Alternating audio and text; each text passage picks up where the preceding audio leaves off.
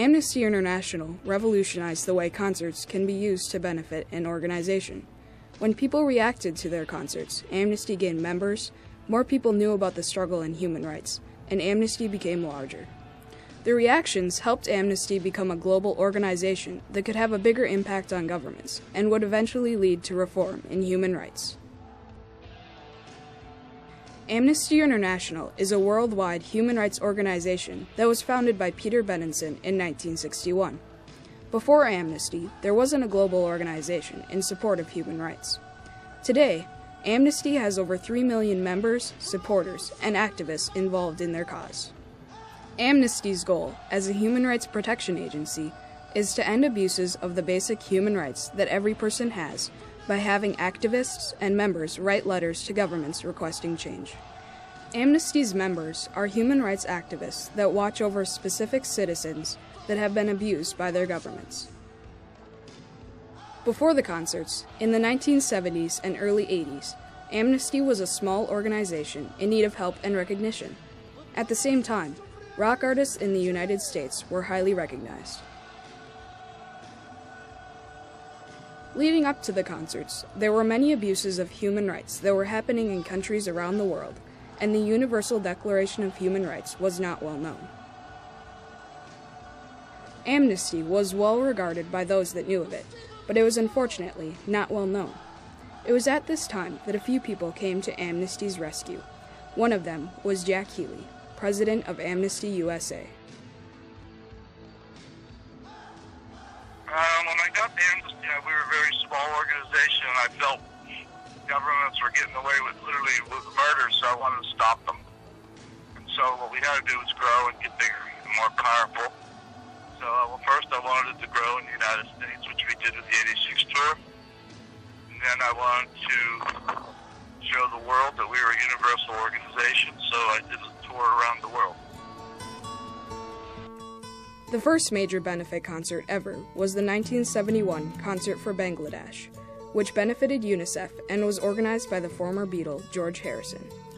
This concert was the first of its kind, and helped set a basic guideline for Amnesty's concerts.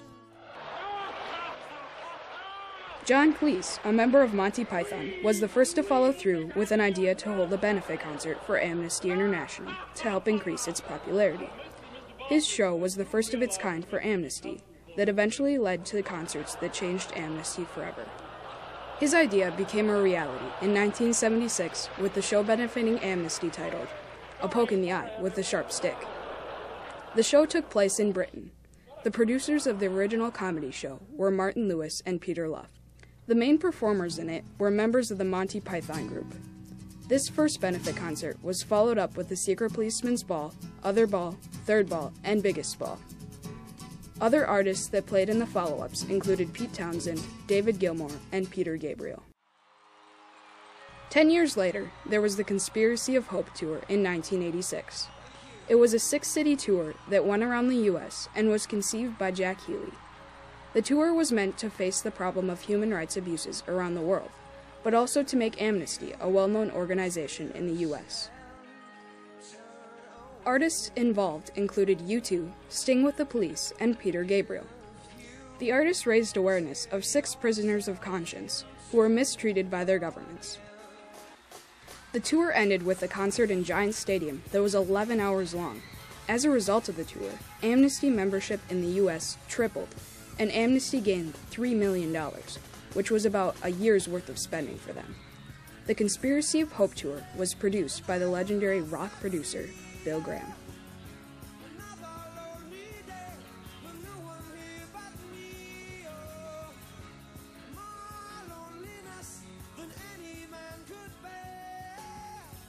Two years after the Conspiracy of Hope tour, there was the 1988 Human Rights Now World Tour. The goal of this tour was to spread Amnesty's message of hope and to make the concerts and Amnesty a global topic. It was the biggest of all the tours so far for Amnesty and was also one of the most successful, tripling the worldwide membership for Amnesty.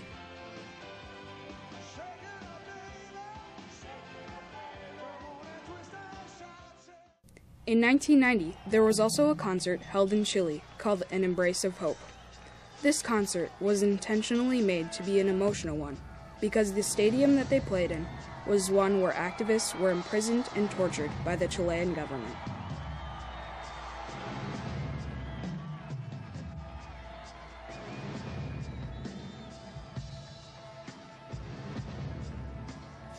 I think the victims of oppression loved the concerts all over the world, and they came and filled all the stadiums when we played. We never had one that didn't sell out. Since 1990, there have been many other concerts. One of them was the Paris concert for Amnesty International, which was a benefit that included artists such as Jimmy Page and Robert Plant, Radiohead, Peter Gabriel, and Bruce Springsteen.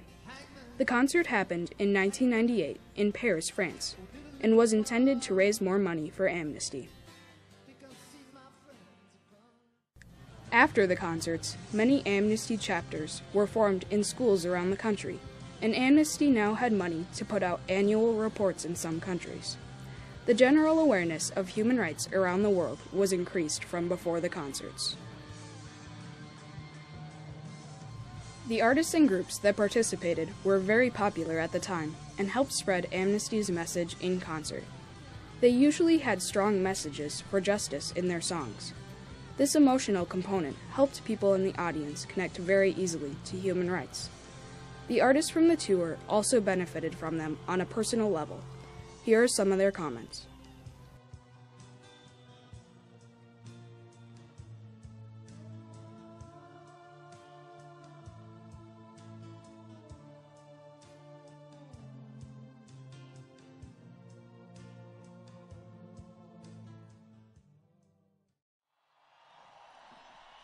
Tonight is Amnesty International's 50th birthday. 50 years ago, Amnesty was formed because 2 Portuguese students were imprisoned for 7 years for toasting to freedom. The purpose of having all the concerts was to make Amnesty a larger, more widely known organization around the world. And as a result of the concerts, Amnesty's membership did surge, and it did become more widely known in different places around the world. In the end, Amnesty became a charity of choice and a very influential organization. Other causes, like Amnesty's, have also picked up on Amnesty's idea to spread a message through concerts, like the Live Aid and Live 8 concerts.